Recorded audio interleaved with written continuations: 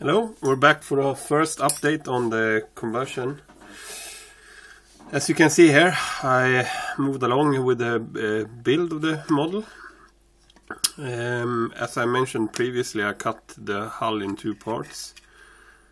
Each hull half, before gluing them together, I cut them along the line described in part one of this series.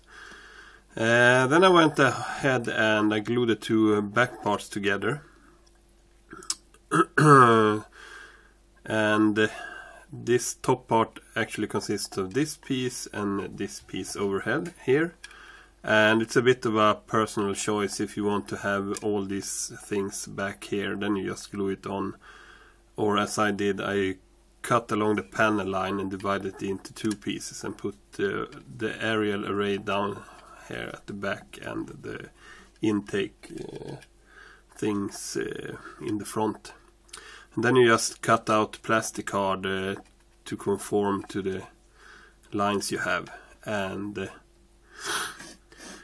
I cut out a piece to square this off, so I had this whole thing as one piece with the top as well. And as you can see, there's a join here.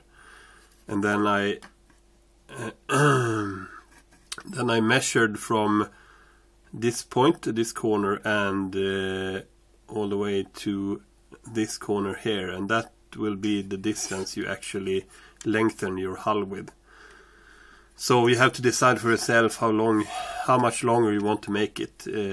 Mine is approximately between, can't remember exactly, but between 7.5 and 8 centimeters longer.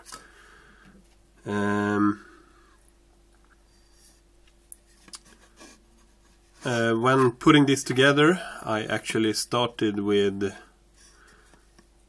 we have the front part as well. As you can see, now I have put in the cockpit and actually painted the inside just for ease of painting. But before that, this gray area here you see is actually the cockpit, main cockpit area. And these two side panels, as you can see here, are the front parts of the hull that we cut. And when you cut them out, if I turn it like this, maybe you can see, there will be, if you cut them according to the line I showed you earlier, there will be a lip left on the side pieces of the hull, one on each side. So we can push that up against the cockpit piece, which doesn't have this area here.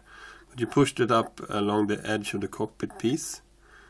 And then there is a line up here that you will have to align under this top piece here now, but when you dry fit it you will see how it's meant to go on. It's not very difficult.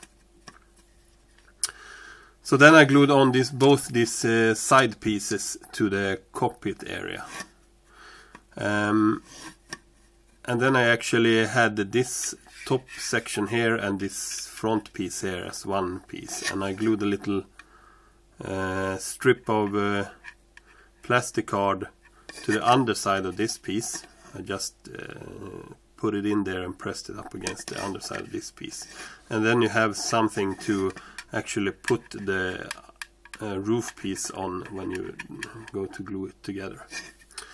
So then I had this ledge and the little plastic card piece down here, so I just glued this down here and glued it flush against the side here in the back. That gave me a stable platform that was actually quite straight, following the lines of the hull. So then I just cut out the side pieces, an angled one and a straight one, and the same thing on the other side, as you can see. One thing to remember when you actually these pieces are just flat, so you actually glue them together like that. But when you come to these other pieces and you have to glue them together, it's a very good idea to actually angle the inside. I'll try to show you here. Yes, you can see there. I actually used my X-Acto knife to cut an angle into the edge of the plastic card. This is an off cut of this piece here. So on both sides I made an angle cut, so when you put them together they can actually connect together in a good way, like that, if you had two angular pieces. So that's a good tip to create a greater surface area for the glue to stick on. Another great little tip when you're building these is to remember to put in the insets in all these. There's an inset for this aerial thing, an inset for this intake, and actually this side intake as well. I almost forgot to put this one in before I glued the two pieces together, and then I wouldn't have access to that area in an easy way. So remember to check the building instructions from the kit, so you don't forget to put in those little pieces. So that's where we're at right now. After gluing all these hull pieces together, I actually painted up the cockpit and put in the little guy here. You actually put up the lower part of the cockpit, you put in from the underside. This is a back panel glued to it as well. You put it in from the underside and with the guy in it. And then this piece actually slots in from the top side. So you can't glue this to that before you actually put them in.